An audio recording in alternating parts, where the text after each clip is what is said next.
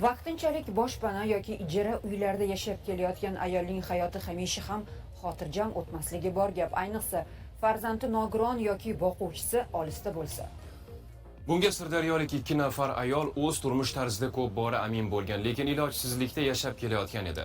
Yaxshiyamki ayrim insonlarning ko'magi va qo'llab-quvvatlashi bilan ular endilikda Yangiyer shahrida qurilgan ko'p qavatli uylardan ikkitasining egasi bo'lishdi.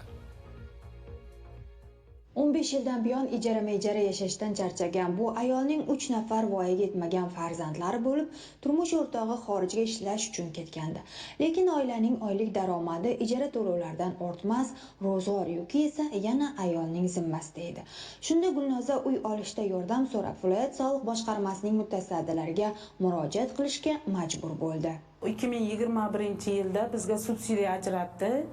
17 million 200 shotimizga tashlab berdi u pullarni. Lekin Mirzobod tumanidan umuman uy qurilmaganligi hisobidan bizga uy berilmadi. Soliqni boshliqlari, hokimlar hammasi sharoitlarimizni hammasini ko'rib ketdi, o'rganib ketdi kelib. Hamma hujjatlarini o'zlari qildi. Biz bilan tengma-teng yurdi ular ham. Yangiyer shahardagi O'zbekiston massiviga kelgandik. Mana shu uy yoqdi bizga, 2 xonali berdi. Gulnoza endi o'z xonadoniga ega ekanligiga hali ham ishona olmaydi, lekin bu haqiqat.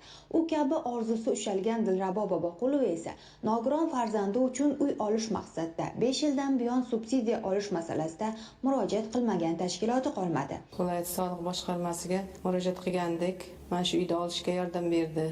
Mana shu necha yildan beri uy o'tirgandim. Mana Xudoga shukr, mana uy joylar bilan ta'minlandim. Avvalambor prezidentimizga rahmat. Mana sharoitlari zo'r, hamma narsasi yaxshi.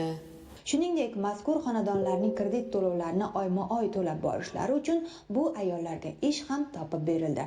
Bu kun Mag'firat Xudoyberdiyeva, Sirdaryo.